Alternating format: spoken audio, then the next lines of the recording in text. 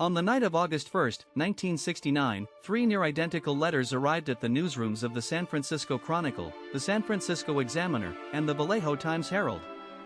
Each letter contained a terrifying confession detailing intimate facts about two recent double shootings that only the shooter could possibly know.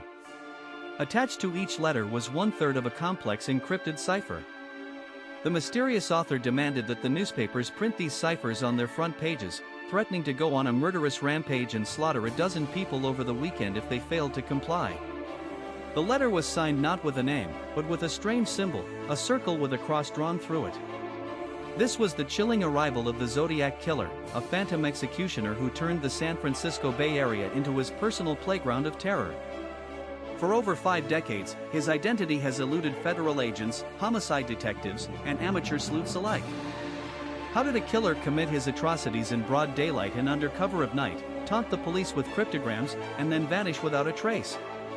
To understand the shadow cast by the Zodiac, one must look back at Northern California in the late 1960s. The Bay Area was undergoing a profound cultural transformation, marked by the Summer of Love, anti-war protests, and rapid urban expansion. But underneath this vibrant exterior lurked a growing sense of vulnerability.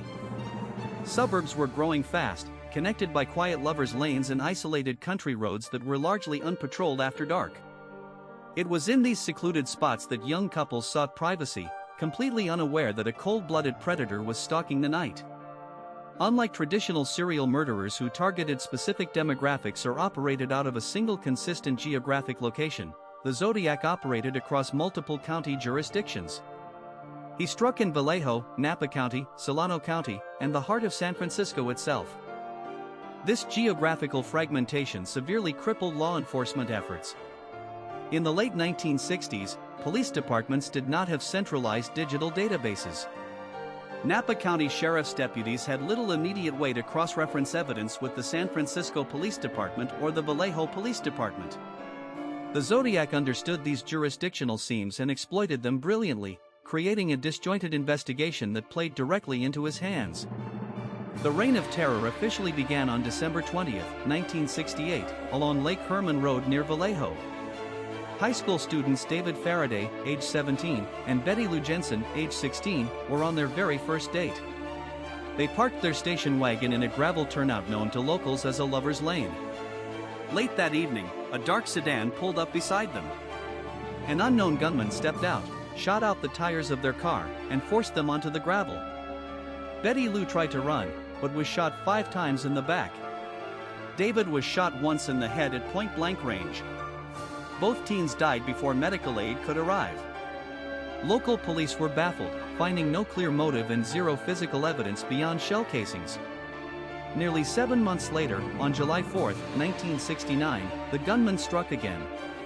22-year-old Darlene Farron and 19-year-old Michael Majo were sitting in a car at Blue Rock Springs Park, just 4 miles from the first crime scene. A vehicle pulled up behind them, blocking their car. A man walked up with a high-powered flashlight and opened fire with a 9mm pistol.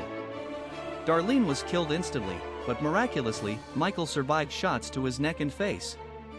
Just 40 minutes later, a man called the Vallejo Police Department from a public payphone near the police station. In a calm, monotone voice, he claimed responsibility for the attack and confessed to the murder of Faraday and Jensen months earlier. The horror escalated on September 27, 1969, at Lake Berryessa in Napa County.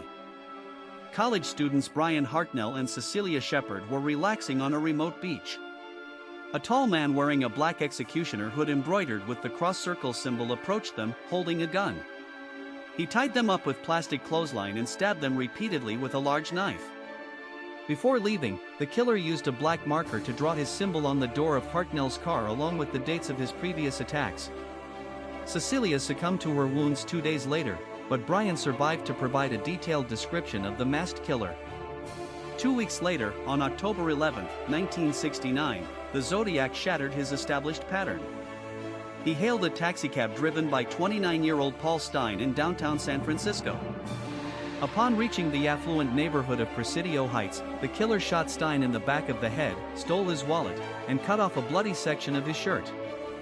3 teenagers saw the killer wiping down the cab and called the police, but due to a communication error, officers were dispatched looking for a black suspect rather than a white male. 2 responding officers actually passed a man matching the real description, but let him go. Days later, the Zodiac mailed a piece of Paul Stine's blood-soaked shirt to the San Francisco Chronicle, proving he was the killer and mocking the police for failing to catch him. Over the course of his terror campaign, the Zodiac sent dozens of letters, cards, and complex ciphers to newspapers. His first cipher, known as the Z408, was cracked within days by a local schoolteacher named Donald Hardin and his wife Betty. It contained a rambling manifesto claiming that killing humans was fun because man was the most dangerous animal of all. However, his most famous cipher, the 340-character Z340, baffled top cryptographers, the FBI, and the National Security Agency for over 51 years before an international team of amateur codebreakers finally solved it in December 2020. The decoded message began with the chilling line, "I hope you are having lots of fun and trying to catch me." Despite mountain loads of physical evidence, including fingerprints taken from Paul Stine's taxicab, palm prints on payphones, a partial DNA profile retrieved from envelope stamps, and distinct boot impressions left at Lake Berryessa, law enforcement could never conclusively match the evidence to a single man. Thousands of suspects were investigated, but a few key names surfaced repeatedly. The primary suspect was Arthur Leigh Allen, a former elementary school teacher and convicted child molester from Vallejo. Allen possessed a Zodiac brand wristwatch featuring the cross-circle logo, owned footwear matching the prints found at Lake Berryessa, and had spoken about killing people with guns attached to flashlights. Detectives who interviewed him felt strongly that he was their man.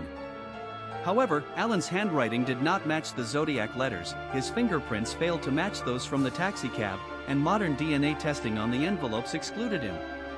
Allen died of a heart attack in 1992 without ever being charged.